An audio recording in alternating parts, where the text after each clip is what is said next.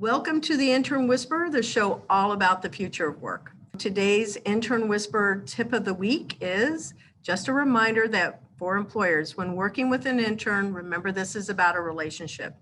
You want to invest in them just like any quality relationship. And check out this interesting fact and statistic from the Association of Training and Development that just came out in April. This statistic says that there are true benefits of investing in interns and employees. The top 3 benefits are mentoring is something that's being able to be received. And by participating in a mentoring program, the development of new perspectives increases 59%, leadership skills increase 49%, and insight as to what your organization does is 38%. So by mentoring, there is a return on investment there. So today's guest is Marilyn Brown, HAP for hotels. And I want to welcome Marilyn to the Intern Whisperer. Yay! Thank you. Yeah. Thank you for having me, Isabella. Oh, thank you. I'm so excited because we actually wanted to have a guest that was in your industry and we had not had anybody. So this is perfect. I'm so happy about this. So our show is all about education and the innovation in business and the future of industries and jobs. Tell us about your educational background and your work history. Sure.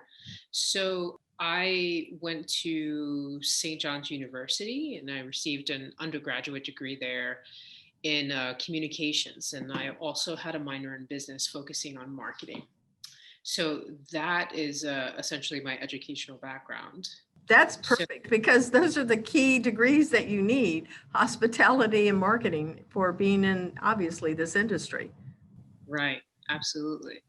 So interestingly enough, when I was in college, I had an amazing marketing and advertising professor, and I wanted to go into advertising. And when I graduated from college, I went on an interview, and I had actually went to several interviews. At the time, I was living in New York, and I was interviewing for a number of advertising agencies, specifically in their copy department and account management.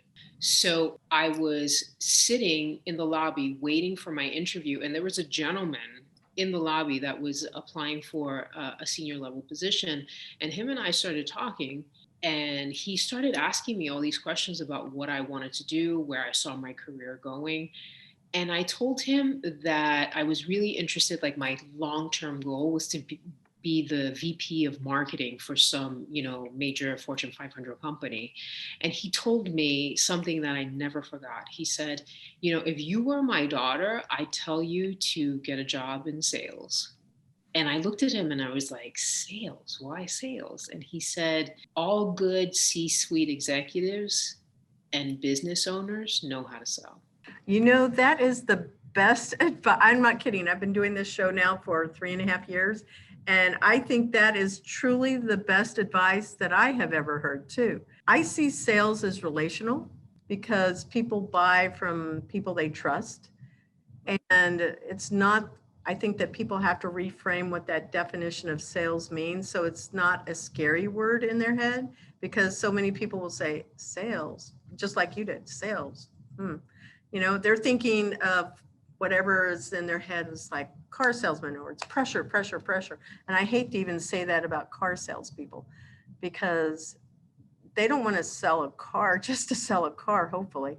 They want to sell a car because they want to have a returning customer and they're repeating some type of a referral.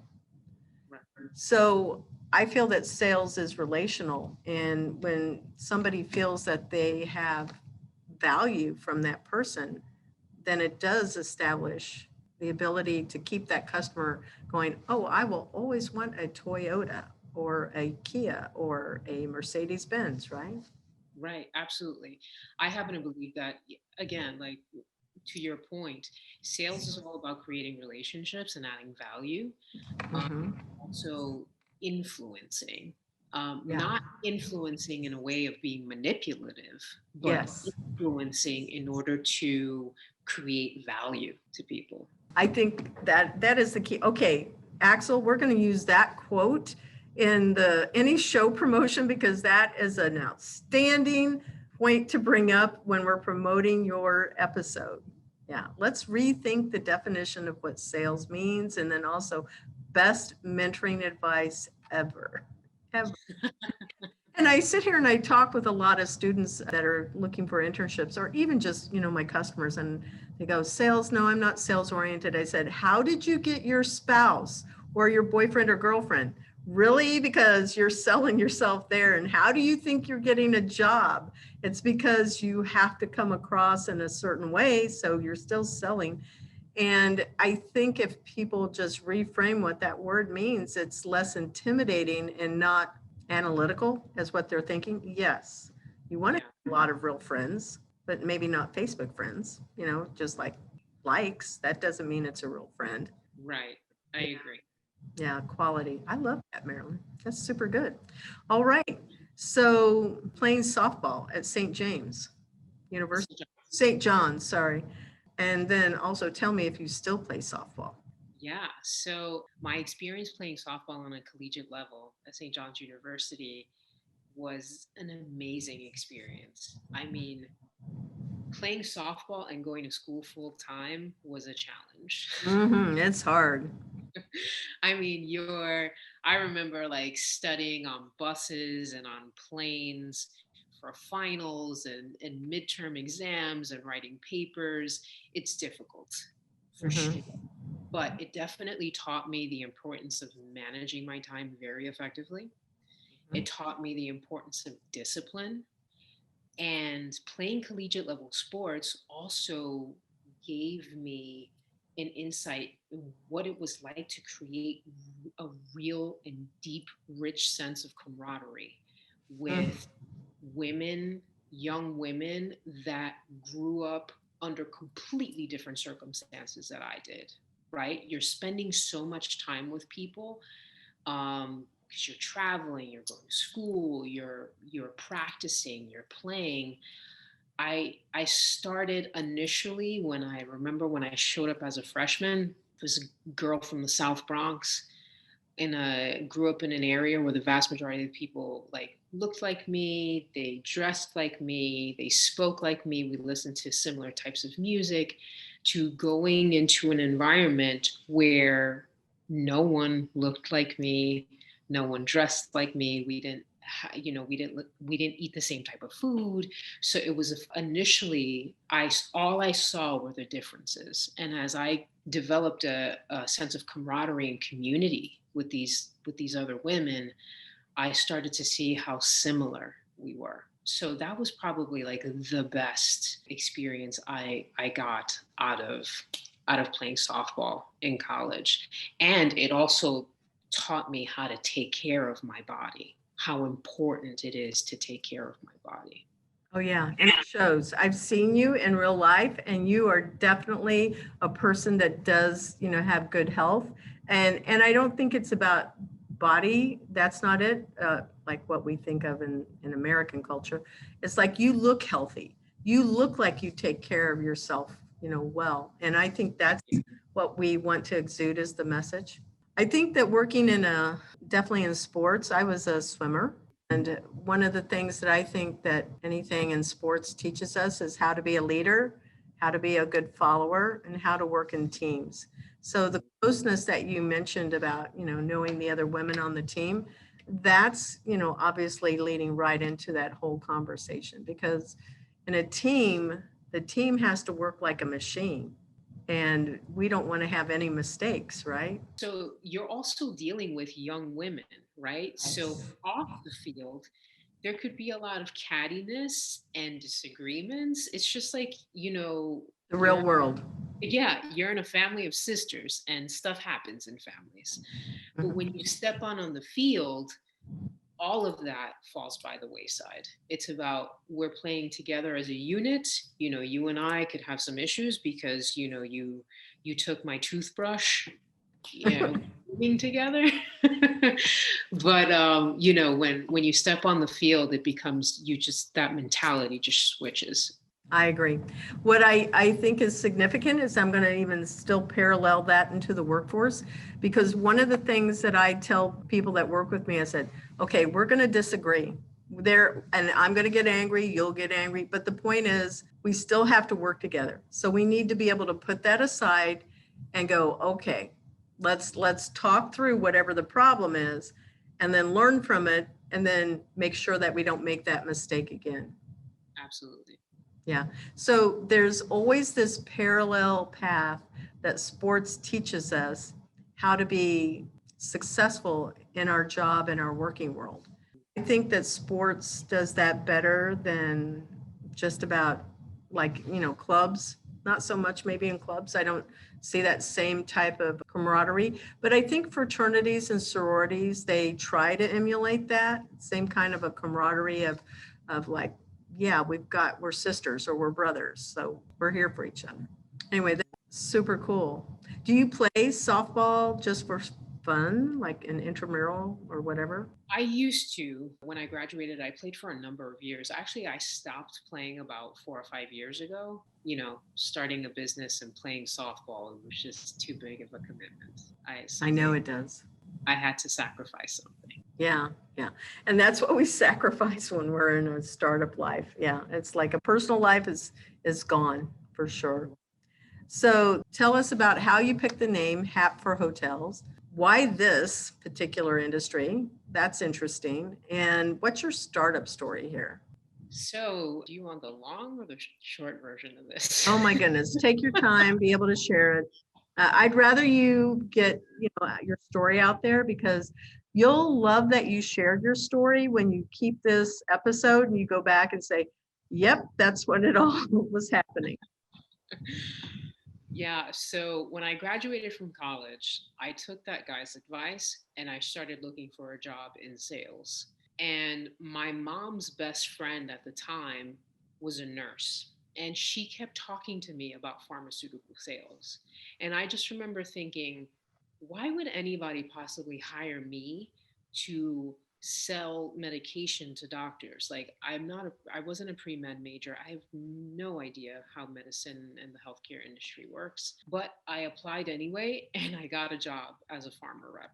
I did that for about 9 years and was laid off due to the financial crash of 2008, 2009. After that, I spent some time in Peru selling biodiesel to construction companies, steel manufacturers, and fishermen unions, working with a nonprofit organization that was doing reconstruction projects in Peru to help people that had been devastated.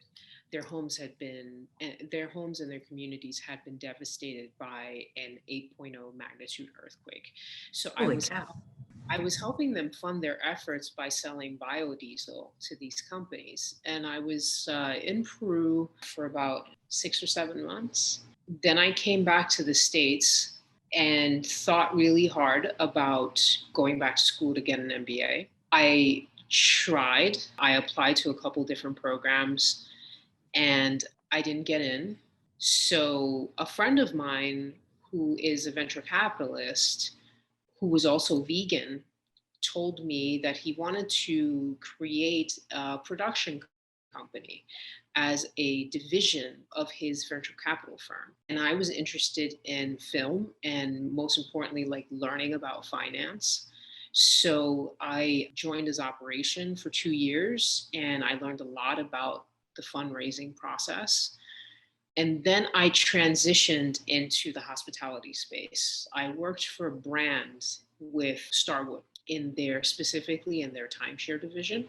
I wasn't a huge fan of the position, but I learned a lot about brand and more specifically like where hotels spend their money. I noticed while at Starwood that we were spending a lot of money on our marketing efforts with the type of clientele like business travelers and folks that had so much money and accumulated SPG points that they could get their very own butler. But we weren't really focusing on people that could only afford to travel once or twice a year, that were staying at our lower level, non-full service properties. So from Starwood, I transitioned into working as an independent contractor for a third party company that was doing the marketing for Hilton hotels. So that gave me a territory, and I worked with owners and general managers of Hilton properties that were franchised. That gave me an opportunity to build my network in the hospitality space and specifically get to know what happens on the ground with these general managers and the owners of these properties. And it was there where I actually got the idea to develop an app.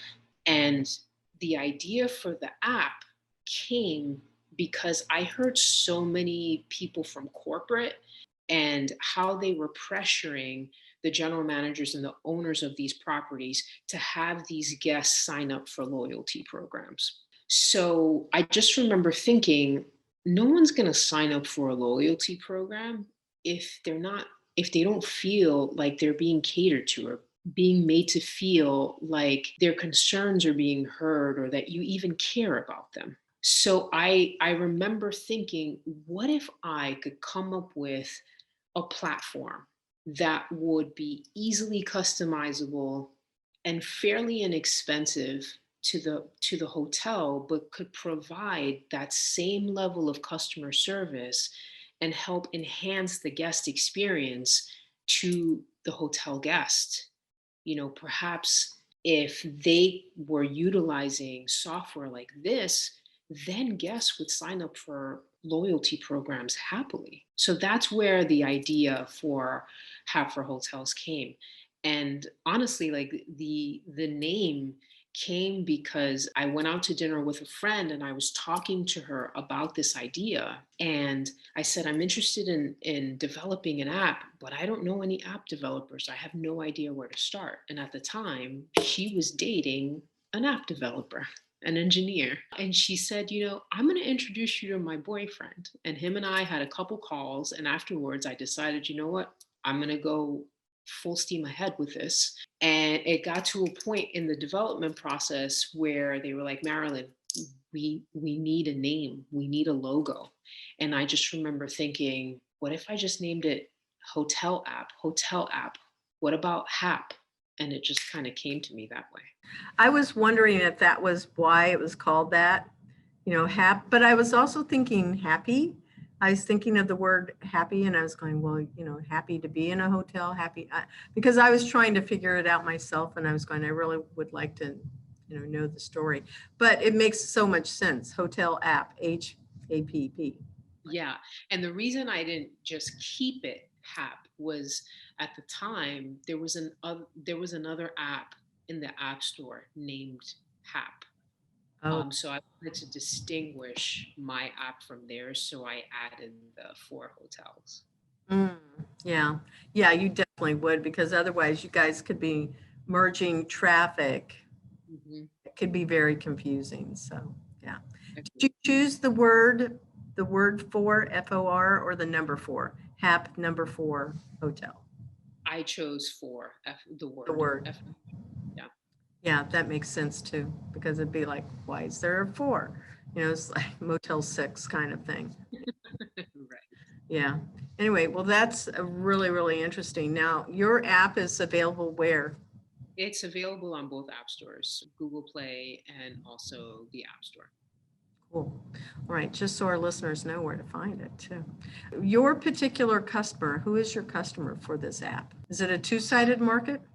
Well, my marketing strategy and sales strategy really revolves around the general manager and the owner of the hotel, sometimes the director of marketing. But I have really like a B2B play, and I depend on the hotel to properly market and sell their app to their customer.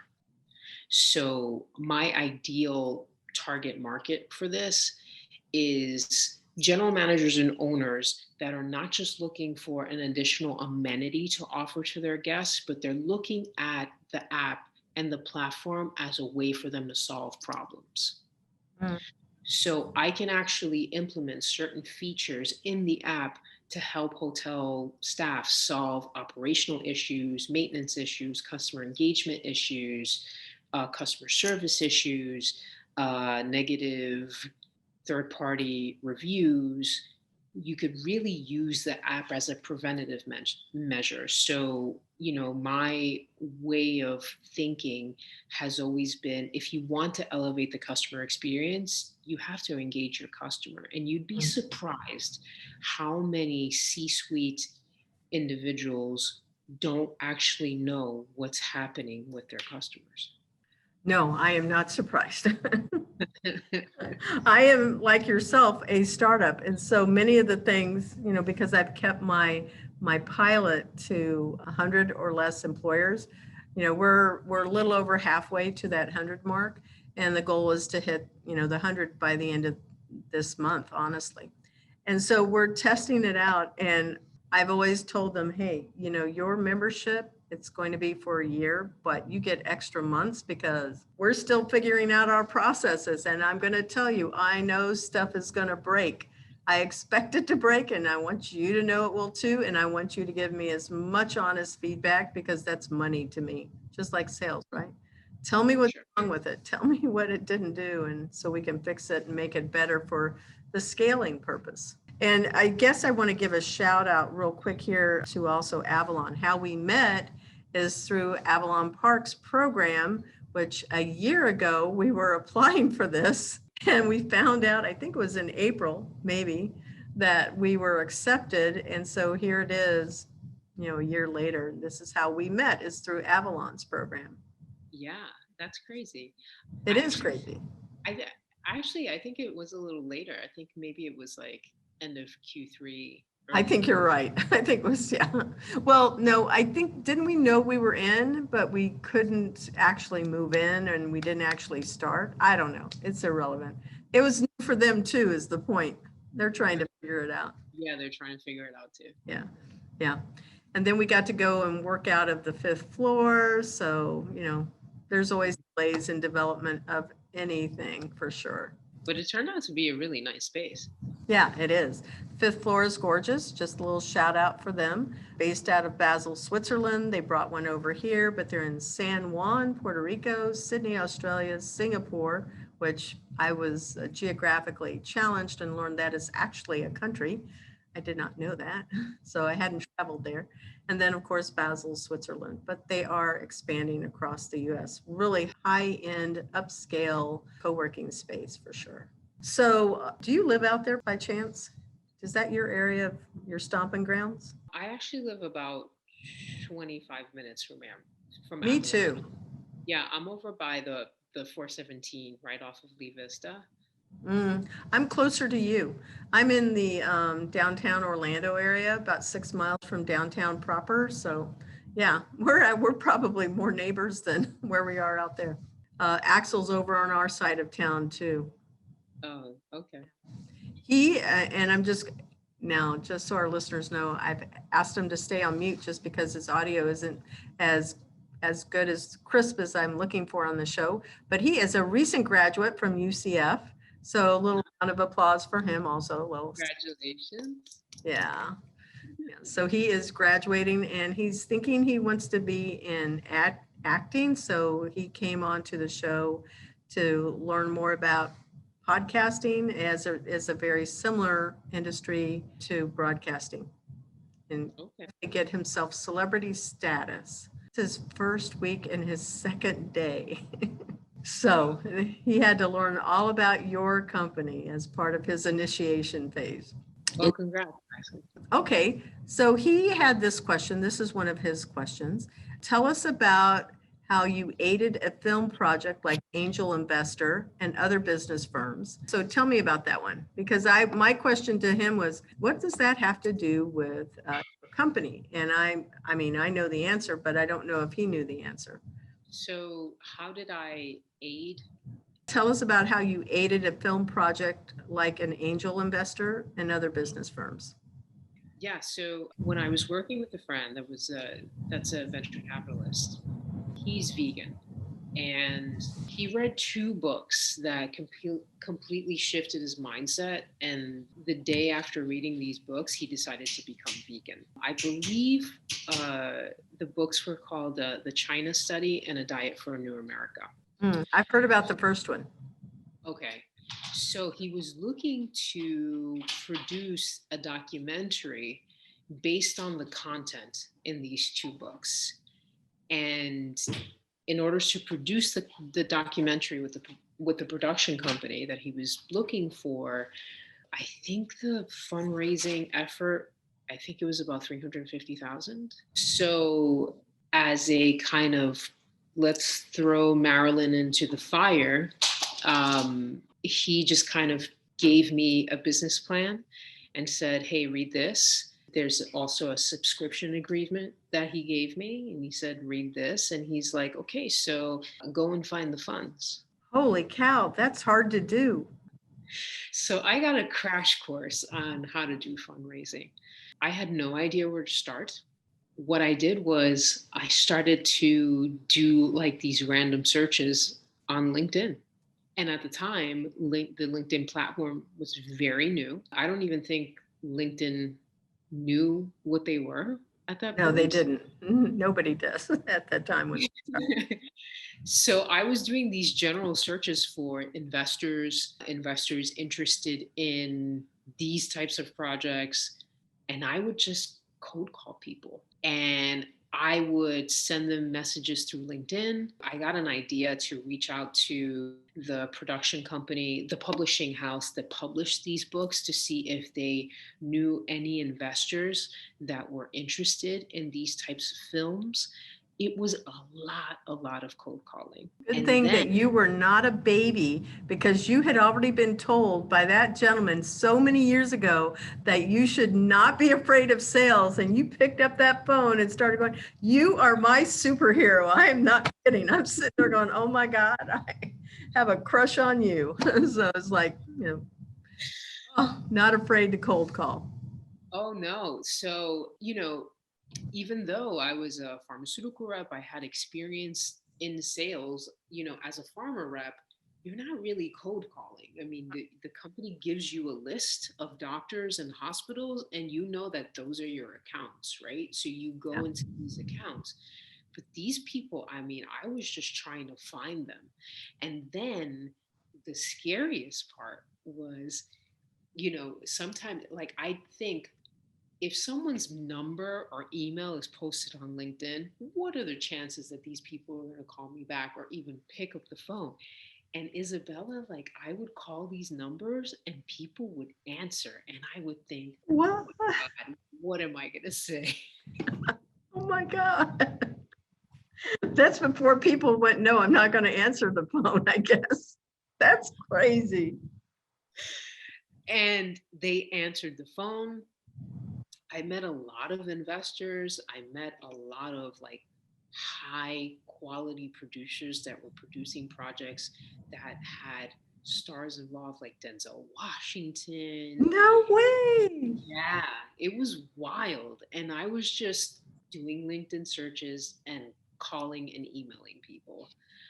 I met investors that were in the tech space and in solar, and they just, loved film, and they were looking at, $100,000 checks as nothing.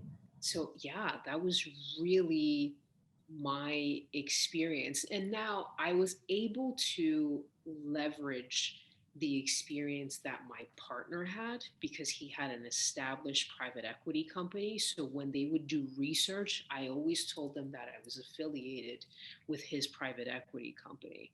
So that leverage was super helpful. I don't think it would have worked very well if it was something that I was doing on my own. No. No. But I was, yeah, I mean, I was very grateful in that respect. But yeah, that's essentially how I got that experience. Okay, Axel, that was the best question asked ever. So good job on that one, because I almost was going to toss that one out, but I went, you know what? I'm going to leave it because I want to see what the answer is. And I thought it was going to be connecting like angel investors, to like your business now. But in hindsight, I'm sure you realize that it did prepare you to talk to investors in this, chapter of your life. It did. Obviously, like I'm not afraid of cold calling. Nowadays, I feel like there's a definite barrier to entry with cold calling. I don't think it was as efficient now as it is back then. I think you need a different strategy right Yeah. now. But yeah, I mean, I'm definitely not afraid to go to conventions and conferences cold, or walk into someone's office and not have a clue and just kind of figure it out while I'm in there. Yeah, I'm the same as you. I can do live networking on the ground and walking into offices and things like that pretty easily, pretty easily. I'm going to say I'm about 85% effective with that, just because I think there's always room for me to have improvement. The picking up the phone and calling is an art. So you should be teaching us how to do that. As a webinar or something down at our Avalon group. Yeah, and if you're a really good salesperson, you're going to charge us to walk in the door, even if it's $5, and throw a $5 snack at us, because they know that they're there if they're paying money, right? Right. $5 granola bar. There you go. Oh my God, that is an awesome story. Good job, Axel. Well, thank you. Yeah. All right. So before COVID, let's talk about your business before COVID, and then let's talk about how it changed after COVID. I know that in the after side, we had a brainstorming call, our Avalon cohort group, as to what do we do now? So how was it before COVID? Before COVID, I know that in the hospitality space, a lot of the meetings that I had regarding implementing technology and software, I felt like I was hitting my head against a brick wall. So many of people in corporate hospitality Mhm. structures were so resistant to technology, and Mhm. their technology was seriously like 10 years behind. It was challenging, to say the least. Actually, COVID has been a bit of a blessing and a curse, right? Mhm. COVID has really shown this industry how critically important it is for them to evolve with the times. And evolving with the times means adapting and implementing technology. So they're starting to see the importance of it. Mhm. The only downside to that, though, is the discretionary income isn't necessarily there. But the great news is they're finally starting to see how important implementing technology to their operations, to the customer relations side, to guest engagement, like how important this stuff actually is. Now we're in, post COVID. And when it was just, again, this was, I think, the first of the year, maybe. I don't know when we were doing this. It was brainstorming, because I remember us going, okay, how could you reach out? Would a good partnership be the Airbnb? Would it be some type of like, I think somebody threw out their homeowners associations. There was like, where would your app fit in the best? And we're Right. doing all of those types of brainstorming things. How did that Right. work out? Well, I'm definitely looking into retreat centers. Oh, that's a great idea. And I'm looking at retreat centers not even for, I understand that it's not necessarily about people staying on property and the retreat center having accommodations, Mhm. but just being like the retreat center, just being able to communicate events and activities going on to their guests, regardless if they're staying in a local hotel or an Airbnb down the street. It's really just about effective communication and being able to market their amenities and their services to their guests, regardless of where they're staying. So that's something that I've definitely started to implement. The homeowners associations, not so good.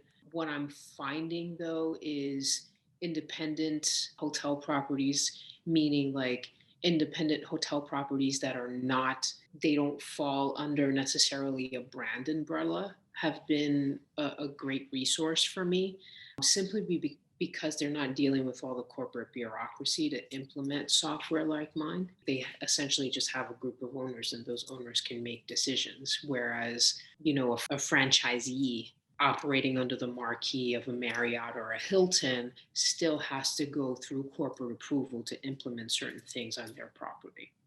I mean, I think that your app is definitely different than like booking.com and things like that. I would presume that people may see that as a competitor, but that's not necessarily. I would think that hotels and any of the tourism establishments like Airbnb, if they were to use your service, that they would definitely benefit, because it's just another channel maybe for them to be able to reach people. But I remember when you were talking about what your product does, is what's great is that it can be white labeled. And for listeners that don't know what white labeling means, it's being able to put a skin on it so it looks like it's all them. It's like all Hilton. It's not going to say Hap for Apps. It's going to be totally all about them. So it's just another way to capture market share. Right.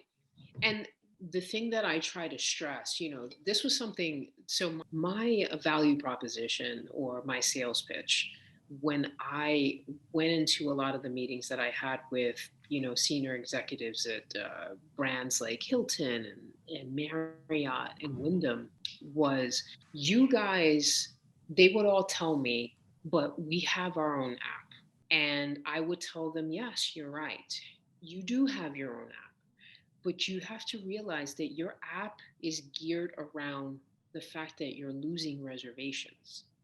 So just to clue your audience in on something, every time a guest doesn't book through the Hilton portal and books through a third-party OTA, an online travel agent like Expedia, Hotels.com, Orbitz, TripAdvisor, that hotel loses 24% of the reservations. Mm-hmm, mm-hmm. So what these brands went ahead and did was they said, let's create our own app so that people download it and they're booking through our app, so we retain 100% of the booking. Yep. Right. But what they don't realize is not everybody is a Hilton Honors member. That is not everybody is going to amass 500,000 SPG points because they're traveling 3 times a week. The vast majority of the population out there are booking through OTAs. They're booking through Expedia and TripAdvisor and Travelocity, right?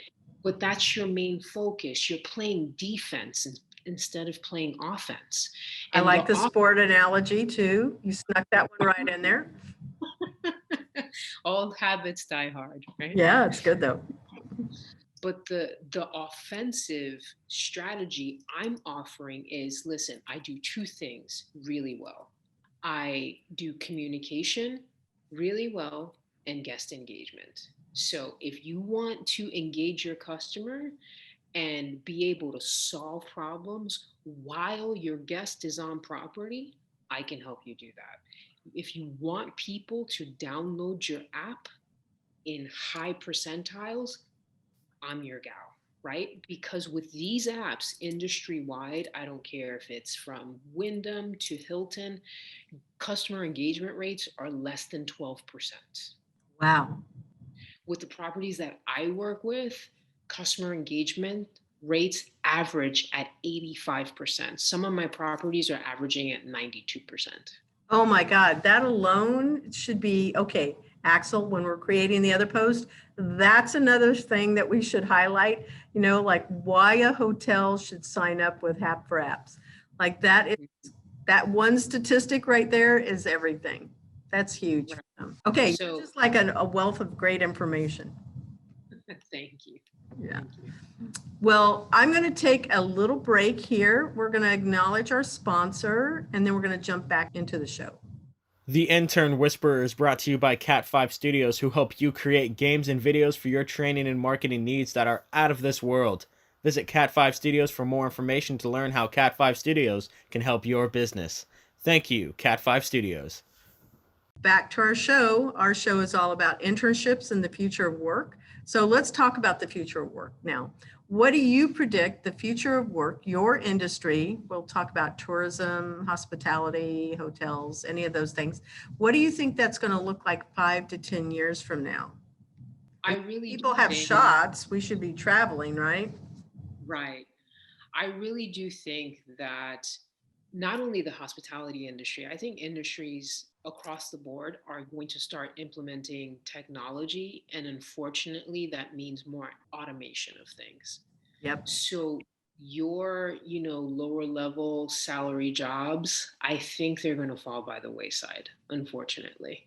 Your 10, 12, $15 an hour jobs are going to be eclipsed by AI or some sort of robots. Yeah. You have, what is that little thing, that Roomba that can go and vacuum a room? I'm sure I can see something like that, a robot coming in and doing It's already happening. Okay, I'm sure. Yeah. Some hotels are actually beta testing housekeeping robots. So I definitely think that those jobs are going to fall by the wayside. Now, where I do think that there's an opportunity to thrive is to come up with creative solutions to problems. That's where I think that people like your listeners that are working on their undergraduate and graduate degrees, that's where they need to start thinking. How can I look at problems that major corporations, small business owners, medium-sized companies, how can I take the problems that these guys are facing and create creative solutions to them? There's a couple of examples that I pulled up. This was a competition. I'm going to, read from their show notes here, but this was very, very interesting to me. The Hospitality Business Administration program that was in Brighton, they had a double degree program, it's all British, so they spelled differently than us, for these students where they were doing poster presentations on what do they think their industry, hospitality, would look like, definitely 2030. Like that's how I Googled it. There were two different ways of seeing how it could come through. So the students divided into groups and they were, deciding what would it look like in 2030, like I said. So one group proposed that by using augmented reality, guests in the future will be able to experience hotel rooms and tourist attractions before booking them by way of some special glasses, like Oculus or whatever. And I can see that definitely happening. I mean, it should, because we have like the Zoom, it can do a 360, obviously. So, they're replicating that type of experience. But to actually feel like you're in it is way different, not just seeing it with your eyes. The other thing they said is with the virtual reality feature of the glasses, guests will not just be able to do a booking, but actually see the hotel room in advance. Guests will know exactly what they are getting, leading to greater satisfaction. And with tourist attractions, the glasses will enable another layer of information such as reviews, crowd level, or by suggesting landmarks where the tourist is, providing that historical context. Do you see that happening too? I mean, I absolutely do. Yeah, I mean, I don't think it's as close as 5 years, but I would definitely say 10. The corporate model, I mean, they take a little bit longer to kind of implement things. I mean, they're just getting around to adapting to apps right now. So I don't think the virtual reality will hit in 5 years, but I would definitely predict at least, 10 to 12 years. So there's this also place of Star Wars and Star Trek, right? So in Star Trek, it's beam me up, Scotty, boom, and you're there. So aside from virtual reality, I'm kind of thinking that it's going to be, oh, you want to know what it is? You can be beamed and then put over there so you can actually experience it. And then they send you back. Like that would be how I could see something like, you want to actually be there? Let's make that happen. And then they beam you back. I am so sure that will happen. I mean, they're already doing space trips, right? So yeah. You want to go into outer space? That's kind of like, how much money do people pay for that? But I can see it happening. That leads me into the next one, which was imagining the future of hospitality as a walk in the stars is what it was called. So the other group of students, they were saying that the hospitality sector would have developed at such a pace that there would be space hotels, and that would be the reality. We're already knowing they're doing that stuff, right? So space tourism is an exciting concept, which many people dream about, but this is going to be taking it to a whole nother level. Turning space travel into something that's actually doable is going to be very, very costly. So it's going to be a $1 billion business. They're saying it's $100 billion business industry on Earth alone. So being able to go into outer space, that means it's going to, because people will pay that. There's going to be people that would say, yeah, I want to go to Mars. I would. As long as I know that it's fast, right? Like I don't want to spend years in a spaceship with people. I want to know it's like zip fast. Yeah, but I mean, I think that's definitely going to be like the top 1% of 1%. If you have Elon Musk kind of money, like you're going to be vacationing on Mars, right? Yeah. Or Bill and Melinda, whatever, Gates. Yeah, because he's the most wealthy man in the world, supposedly. But, now that they're getting divorced, it's going to. Yeah, now that I thought he was fourth. I think Jeff Bezos is number one. Oh, no, you're right. You are right. It is Jeff Bezos. Yeah. So, yeah. Anyway, that is crazy to me to be able to think about how that would look. But, coming from COVID, I was also looking at to see, well, what are those job opportunities going to look like? And then, what are some resources that this industry can benefit from? And in COVID, we've seen these packages come through, these stimulus packages to help them get back on their feet. So does that even include like your kind of technology? I would think that that's something that they would be interested in. Well, no, unfortunately.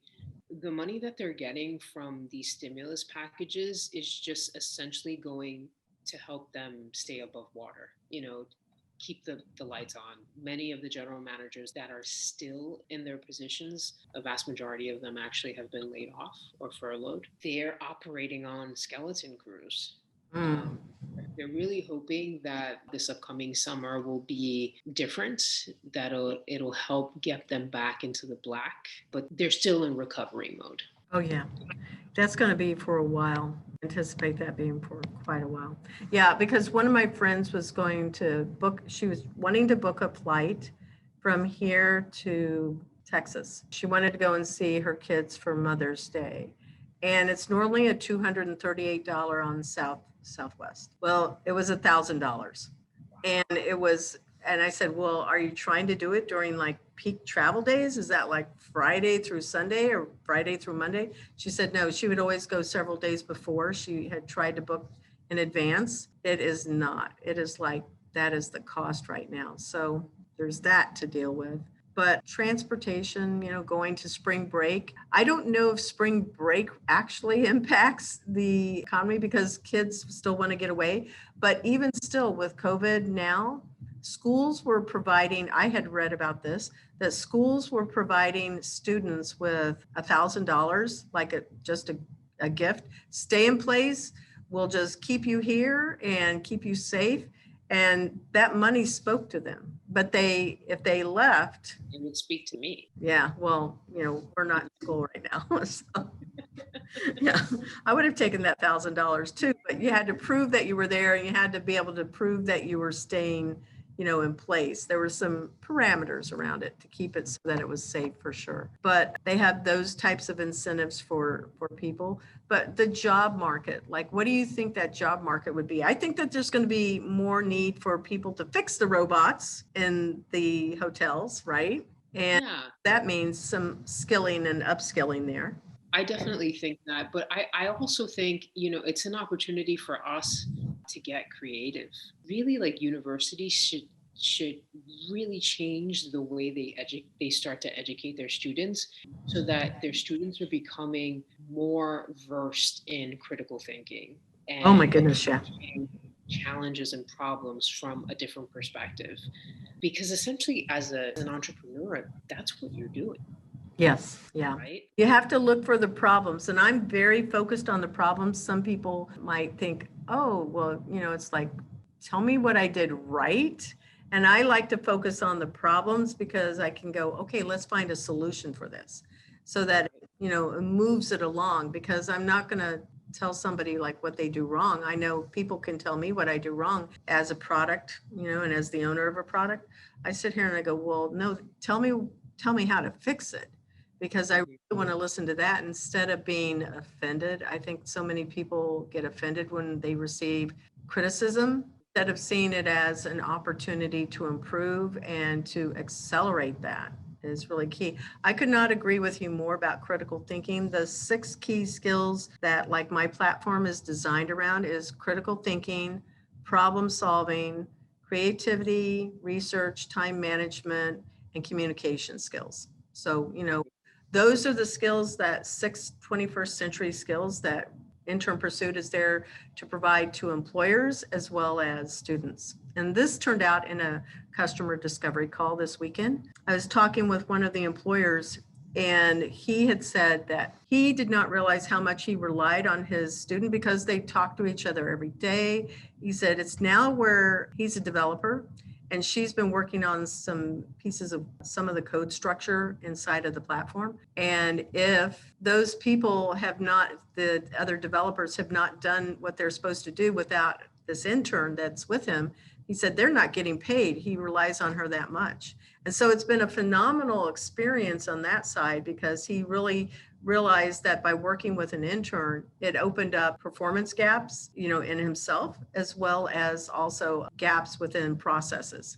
And now he and I had talked some more, and he has a nonprofit group, professional group, and he realized he was not spending as much time with that intern, because I said, well, as we were discussing it more, it's like, well, maybe because that one isn't your paycheck. And so you see it as a volunteer role. So maybe you didn't spend as much time with that student for that reason. He goes, you know what? You're absolutely right. I didn't make this right.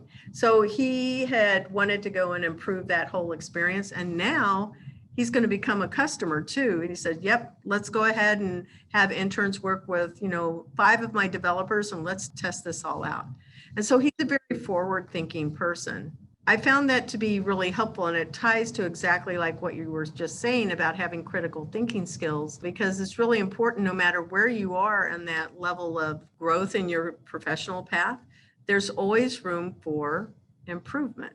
And there's always room to realize I do not know it all. And, working with other people, different ethnicities, if you will, it's a small world, and working remotely, it actually does challenge us with our problem solving skills to be better. Well, what other than people fixing robots and maybe people that can robots, I've seen this also where they bring you your food to the table, and using my app when I go and book something, I can do it very easily. I can pay for everything and do it just as easily that way. But do you think that there's any other technology or AI issues? Because I would think that the data that we collect through this is going to be very significant as to what kind of people travel and how to really refine that marketing of your product or the hotels to those people. I think the actual data portion is significant. Collecting data, just like anything, is a huge value proposition. It's essentially that's what makes these social media platforms so valuable. They've grown at scale is the data that they collect from the guests from their users and how they use that data to create business frameworks. So for sure, I definitely see hotels going the same way. But in order for them to go the same way, I think that they definitely need to stop playing defense and start to take a step back and play more of an offensive game. I agree. Well, we have come to the end of our show, but how can our listeners contact you? You want to share your website? I know we showed it earlier, so that'll come up on the video side of our podcast, but email, how can people find you, Marilyn? Sure. My website is www.hapforhotels.com. My email address is Marilyn, Marilyn, at HAPP, for FOR hotels with an S.com. You guys can also find me through LinkedIn.